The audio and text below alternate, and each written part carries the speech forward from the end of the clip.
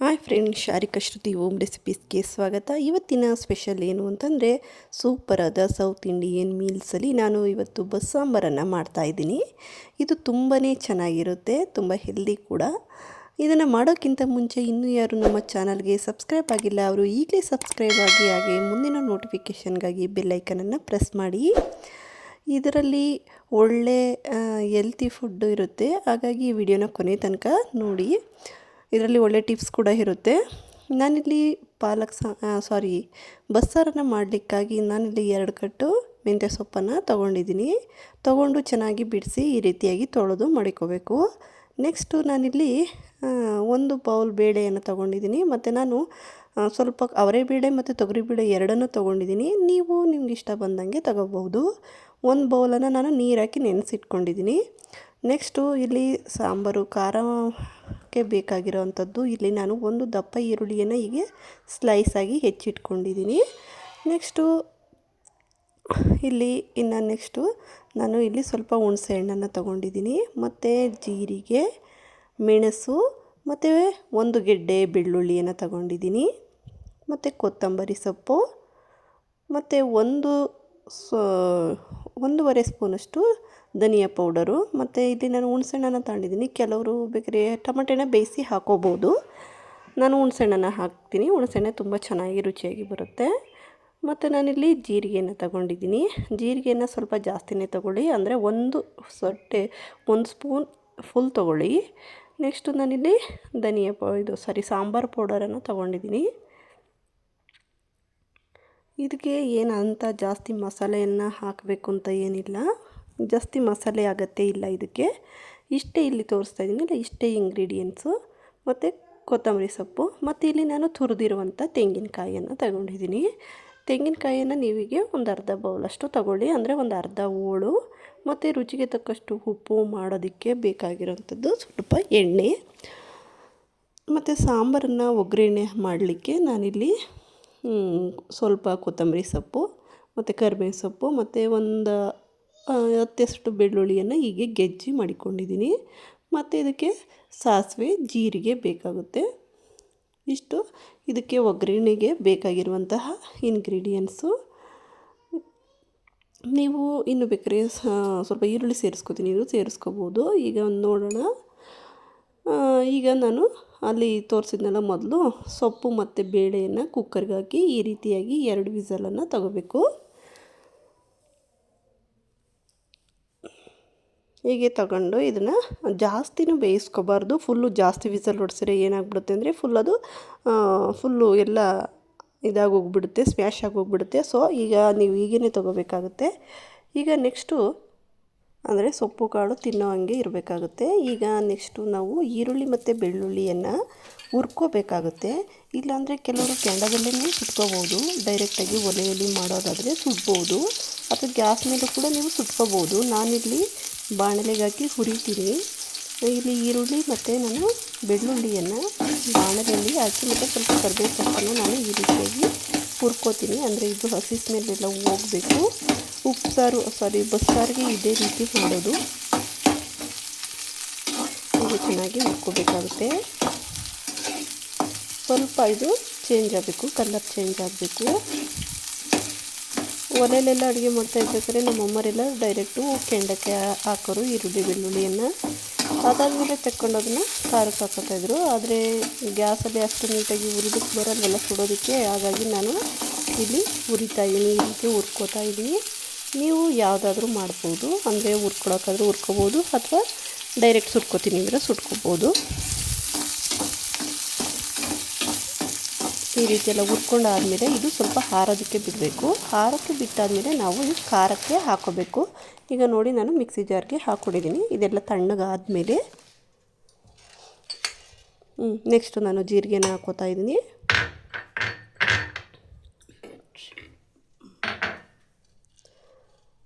ನಾನು ತೋರಿಸಿದ್ನಲ್ಲ ಮೊದಲು ಖಾರಕ್ಕೆಲ್ಲ ಬೇಕಾಗಿದ್ದವು, ಅವನ್ನೆಲ್ಲ ಒಂದೊಂದಾಗಿ ಹಾಕೋಬೇಕಾಗುತ್ತೆ. ಈಗ ನಾನು ಸಾಂಬಾರು ಪುಡಿಯನ್ನು ಹಾಕೋತಾ ಇದ್ದೀನಿ. ನೀವು ಸಾಂಬಾರು ಪುಡಿ ಬೇಡ ಅಂದರೆ ಬೇಕಾದ್ರೆ ಹಸಿರು ಮೆಣಸಿನ್ಕಾಯಿನೂ ಕೂಡ ಹಾಕೋತಾರೆ, ಹಾಗೆ ಮಾಡ್ಬೋದು. ಮತ್ತು ನಾನಿಲ್ಲಿ ಹುಣಸೆಹಣ್ಣನ್ನು ಯೂಸ್ ಮಾಡ್ತಾಯಿದ್ದೀನಿ, ಮತ್ತು ಒಂದು 3-4 ಹಸಿಯಾಗಿ ಹಾಕೋತಾ ಇದ್ದೀನಿ ಬೆಳ್ಳುಳ್ಳಿ, ಟೇಸ್ಟ್ ಕೊಡಲಿ ಅಂತ. ಮತ್ತು ನಾನಿಲ್ಲಿ ಮೆಣಸು, ಮೆಣಸು ಮತ್ತು ಕೊತ್ತಂಬರಿ ಸೊಪ್ಪು ಇವನ್ನೆಲ್ಲ ಹಾಕ್ತಾ ಇದ್ದೀನಿ.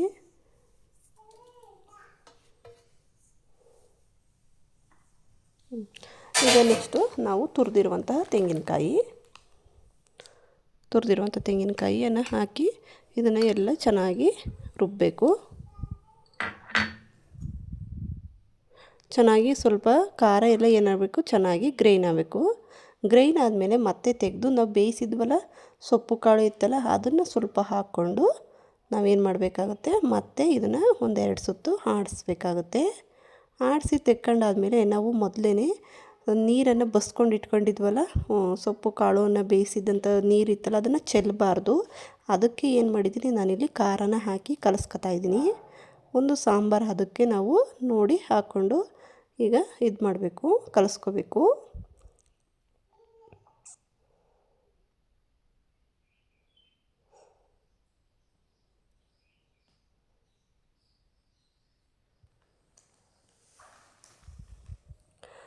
ನಾವು ಸಾಂಬಾರು ಅದಕ್ಕೆ ಮತ್ತು ಸಾಂಬಾರು ಎಷ್ಟು ಬೇಕು ಅನ್ನೋದನ್ನು ನೋಡಿ ನಾವು ಇದಕ್ಕೆ ನೀರನ್ನು ಸ್ವಲ್ಪ ಸೇರಿಸ್ಕೋಬೇಕು, ಜಾಸ್ತಿ ಸೇರ್ಸೋಕ್ಕೆ ಹೋಗಬಾರ್ದು. ಯಾಕೆಂದರೆ ನಾವು ಕುಕ್ಕರಲ್ಲಿ ಸೊಪ್ಪು ಕಾಳು ಬೇಯಿಸಿರ್ತೀವಲ್ಲ ಆ ನೀರು ಏನಿರುತ್ತೆ ಅದನ್ನು ಸಂಪೂರ್ಣವಾಗಿ ಸಾಂಬಾರಿಗೆ ಬಳಸ್ಕೋಬೇಕು. ಅದರಿಂದಲೇ ಸಾಂಬಾರು ತುಂಬ ಟೇಸ್ಟಿಯಾಗಿ ಮತ್ತು ರುಚಿಯಾಗಿ ಬರುತ್ತೆ. ಈಗ ಇದನ್ನು ನಾವು ಸೌಟಿಂದ ಸೆಟ್ ಮಾಡ್ಕೋಬೇಕು. ಮತ್ತು ಸಾಂಬಾರು ಯಾವ ಹದಕ್ಕೆ ಬೇಕು ಅನ್ನೋದನ್ನು ನೀವು ಇಟ್ಕೋಬೇಕಾಗುತ್ತೆ. ಅಂದರೆ ಫುಲ್ಲು ಗಟ್ಟಿಗೂ ಇಟ್ಕೋಬಾರ್ದು, ಫುಲ್ ತೆಳುನೂ ಮಾಡಬಾರ್ದು.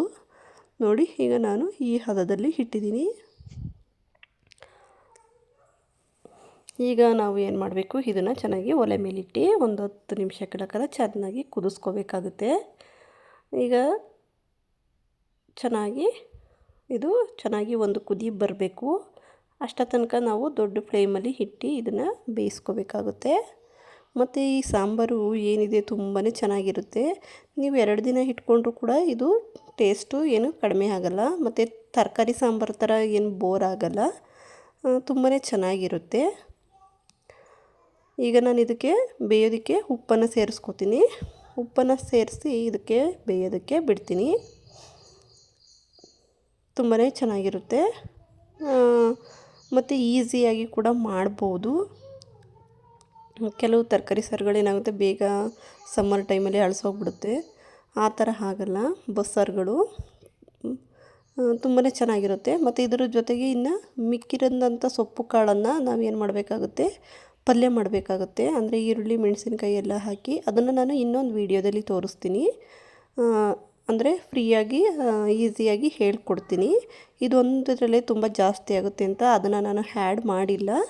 ನೆಕ್ಸ್ಟ್ ವೀಡಿಯೋದಲ್ಲಿ ನಾನು ಪಲ್ಯ ಮಾಡೋದು ಹೇಗೆ ಅನ್ನೋದನ್ನು ಹೇಳ್ಕೊಡ್ತೀನಿ. ಈಗ ಇದು ಸೈಡಲ್ಲೆಲ್ಲ ಕುದಿ ಬರ್ತಾ ಇದೆ. ಮತ್ತು ನಮ್ಮ ದೇಹಕ್ಕೆ ಸೊಪ್ಪು ಎಲ್ಲ ತುಂಬ ಒಳ್ಳೆಯದು. ಅದರಲ್ಲೂ ಮೆಂತ್ಯ ಸೊಪ್ಪಲ್ಲಿ ಐರನ್ ಕಂಟೆಂಟ್ ಎಲ್ಲ ಇರುತ್ತೆ. ಸೊ ಹಾಗಾಗಿ ನಾವು ಇದನ್ನು ನಮ್ಮ ದಿನನಿತ್ಯದ ಆಹಾರದಲ್ಲಿ ಬಳಸೋದ್ರಿಂದ ನಮ್ಮ ಆರೋಗ್ಯವನ್ನು ಉತ್ತಮಪಡಿಸ್ಕೋಬೋದು. ಆಮೇಲೆ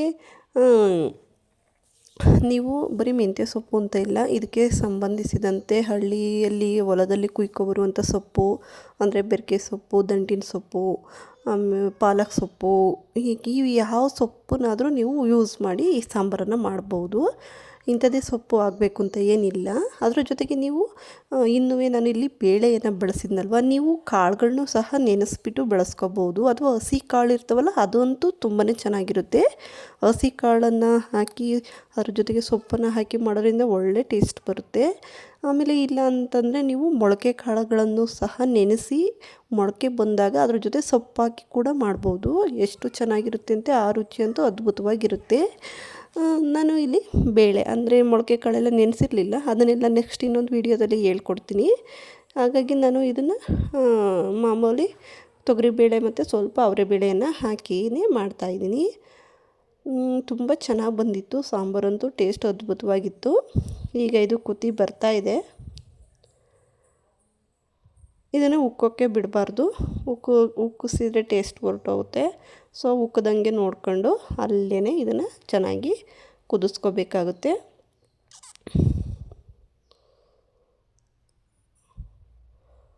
ಇದಂತೂ ನಮ್ಮ ಸೈಡು ತುಂಬಾ ಸ್ಪೆಷಲ್ಲು.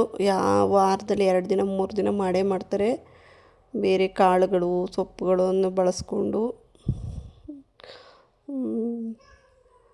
ತರಕಾರಿ ಸಾಂಬಾರು ತಿಂದು ತಿಂದು ಬೋರ್ ಆದಾಗ ಇವೆಲ್ಲ ತುಂಬ ಚೆನ್ನಾಗಿರುತ್ತೆ. ಮತ್ತು ಮುದ್ದೆಗೆಲ್ಲ ಇದು ಸಾಂಬಾರು ತುಂಬಾ ಬೆಸ್ಟು ಮತ್ತು ಸೂಪರ್ ಕಾಂಬಿನೇಷನ್ ಅಂತಲೇ ಹೇಳ್ಬೋದು. ಈಗ ಇದು ಚೆನ್ನಾಗಿ ಕುದೀತಾ ಇದೆ, ಕುದಿ ಬರಬೇಕು ಈ ಥರ.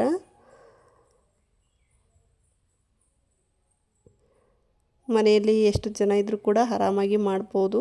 ಸಾಂಬಾರು ಎಲ್ಲರಿಗೂ ಸಾಕಾಗುತ್ತೆ. ಮತ್ತು ಜೊತೆಗೆ ಒಂದು ಪಲ್ಯ ಅದರದೇ ಪಲ್ಯ ಆಗುತ್ತೆ. ಅದೇ ಪಲ್ಯ ಮಾಡಿಬಿಟ್ರೆ ತೆಂಗಿನಕಾಯಿ ಹಾಕಿ ಸಖತ್ ಚೆನ್ನಾಗಿರುತ್ತೆ. ನಾವು ಚಿಕ್ಕದ್ರಲ್ಲಿದ್ದಾಗೆಲ್ಲ ಹೊಲದಲ್ಲಿ ಸಿಕ್ಕಂಥ ಸೊಪ್ಪನ್ನು ತಂದು ಗದ್ದೆ ಬೈಲು ಮತ್ತು ಹೊಲದ ಬೈಲಲ್ಲೆಲ್ಲ ಸಿಗುವಂಥ ಸೊಪ್ಪು ಇರ್ತಿದ್ದಲ್ಲ, ಅದನ್ನೆಲ್ಲ ನಾವು ಕುಯ್ಕೊಬಂದು ಇದೇ ಸಾಂಬಾರೇ ಮಾಡ್ತಿದ್ದಿದ್ದು ಜಾಸ್ತಿ. ಸಖತ್ ಚೆನ್ನಾಗಿರ್ತಿತ್ತು. ಏನು ಕಡಿಮೆ ಇಂಗ್ರೀಡಿಯೆಂಟ್ಸಲ್ಲೇ ಮಾಡ್ಬೋದು. ಆಮೇಲೆ ಟಮಾಟೆ ಹಣ್ಣಿಲ್ಲ, ತರಕಾರಿ ಇಲ್ಲದಂಥ ಟೈಮಲ್ಲಿ ಇದಕ್ಕೆ ಮಾಮೂಲಿ ಜಾಸ್ತಿ ಏನು ಇದೇ ಬೇಕಾಗೋದಿಲ್ಲ. ಏನು ಮಸಾಲೆ ಪುಡಿಗಳು ಆ ಥರ ಏನು ಇದಕ್ಕೆ ಬೇಕಾಗೋದಿಲ್ಲ, ತರಕಾರಿಗಳು ಬೇಕಾಗೋದಿಲ್ಲ. ಆರಾಮಾಗಿ ಮಾಡ್ಕೋಬೋದು. ಇರೋದ್ರಲ್ಲೇ ಪ್ಲ್ಯಾನನ್ನು ಮಾಡ್ಬೋದು. ಈ ಸಾಂಬಾರನ್ನು ಮನೆಯಲ್ಲಿರುವಂಥ ಇಂಗ್ರೀಡಿಯೆಂಟ್ಸನ್ನೇ ಯೂಸ್ ಮಾಡಿ ಆರಾಮಾಗಿ ಈ ಸಾಂಬಾರನ್ನು ಮಾಡ್ಬೋದು. ಮತ್ತು ಟೇಸ್ಟು ಕೂಡ ಅದ್ಭುತವಾಗಿರುತ್ತೆ. ಈ ರೀತಿಯಾಗಿ ಚೆನ್ನಾಗಿ ಕುದೀತಾ ಇದೆ ನೋಡಿ. ಈ ರೀತಿಯಾಗಿ ಚೆನ್ನಾಗಿ ಕುದಿಸ್ಕೋಬೇಕು. ಸ್ವಲ್ಪ ಹಸಿ ಸ್ಮೆಲ್ ಏನಿದೆ ಅದೆಲ್ಲ ನಾವು ಖಾರದಲ್ಲಿ ಹಾಕಿದ್ವಲ್ಲ, ಆ ಹಸಿ ಸ್ಮೆಲ್ಲೆಲ್ಲ ಹೋಗಬೇಕು. ಆ ರೀತಿಯಾಗಿ ಇದನ್ನು ಚೆನ್ನಾಗಿ ಕುದಿಸ್ಕೋಬೇಕಾಗುತ್ತೆ. ತುಂಬಾ ಚೆನ್ನಾಗಿ ಬರುತ್ತೆ ಸಾಂಬಾರು.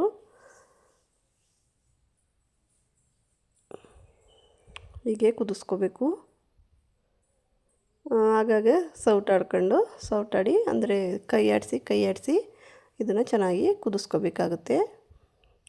ಈಗ ನೀವು ಈ ಸಾಂಬಾರು ಕುದೀತಿದ್ದಂಗೆ ಇನ್ನೊಂದು ಪಕ್ಕ ಒಲೆಯಲ್ಲಿ ನಾನು ಈಗ ಅದ್ರ ಸೈಡ್ ಪಕ್ಕ ಒಲೆಯಲ್ಲಿ ಸಾಂಬಾರಿಗೆ ಒಗ್ಗರಣೆಯನ್ನು ರೆಡಿ ಮಾಡ್ಕೊತೀನಿ. ಅಲ್ಲಿ ಮೊದಲೇ ತೋರಿಸಿದ್ನಲ್ಲ ನಿಮಗೆ, ಸಾಸಿವೆ, ಜೀರಿಗೆ ಮತ್ತು ಕರಿಬೇವು ಸೊಪ್ಪು ಮತ್ತು ಕೊತ್ತಂಬರಿ ಸೊಪ್ಪು ಮತ್ತು ಜಜ್ಜಿರುವ ಒಂದು ಬೆಳ್ಳುಳ್ಳಿಯನ್ನು ಹಾಕಿ ನಾನು ಇದಕ್ಕೆ ಸೈಡಲ್ಲಿ ಒಗ್ಗರಣೆಯನ್ನು ಸಿದ್ಧಪಡಿಸ್ಕೊಂಡಿದ್ದೀನಿ.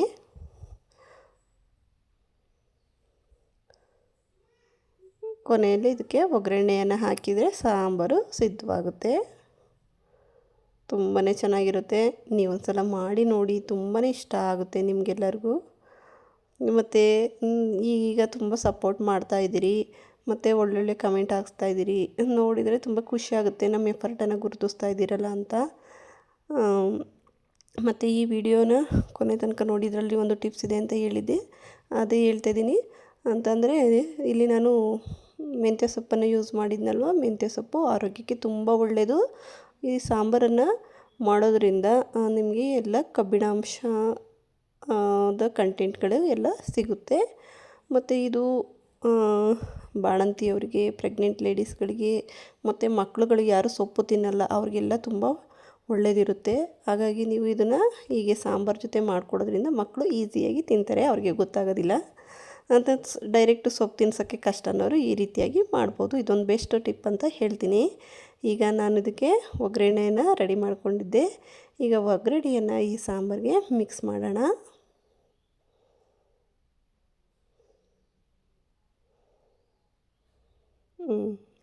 ಈಗ ಒಗ್ಗರಣೆ ಹಾಕೊಂಡ್ಮೇಲೆ ಸಾಂಬಾರು ಸೂಪರಾಗಿ ರೆಡಿ ಆಯಿತು.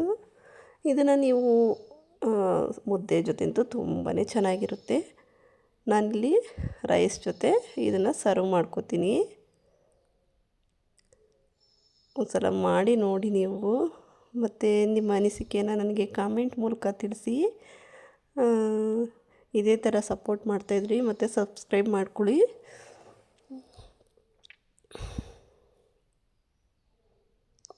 ಇದು ರೈಸ್ ಜೊತೆ, ಚಪಾತಿಗೆ ಎಲ್ಲ ಬೆಸ್ಟ್ ಕಾಂಬಿನೇಷನು. ಚಪಾತಿಗೆ, ಅಕ್ಕಿ ರೊಟ್ಟಿಗೆ ಮತ್ತು ರಾಗಿ ರೊಟ್ಟಿಗೆ ಎಲ್ಲ ಒಳ್ಳೆ ಕಾಂಬಿನೇಷನ್ ಬರುತ್ತೆ. ಮುದ್ದೆಗಂತೂ ಮಾಡಿಸ್ದಂಗಿರುತ್ತೆ. ರೈಸ್ಗೂ ಕೂಡ ತುಂಬಾ ಚೆನ್ನಾಗಿರುತ್ತೆ. ನಾನು ಇದನ್ನು ರೈಸು ಜೊತೆನ ಸರ್ವ್ ಮಾಡಿದ್ದೀನಿ. ಮತ್ತು ಇದನ್ನು ಪಲ್ಯನೂ ಕೂಡ ಮಾಡಿದ್ದೀನಿ. ನಾನು ಪಲ್ಯನ ನೆಕ್ಸ್ಟ್ ವಿಡಿಯೋದಲ್ಲಿ ನಿಮಗೆ ಶೇರ್ ಮಾಡ್ತೀನಿ. ಇದೇ ರೀತಿ ಸಪೋರ್ಟ್ ಮಾಡ್ತಾಯಿರಿ, ಸಬ್ಸ್ಕ್ರೈಬ್ ಮಾಡ್ಕೊಳ್ಳಿ. Thank you so much. Thank you for watching. Bye bye.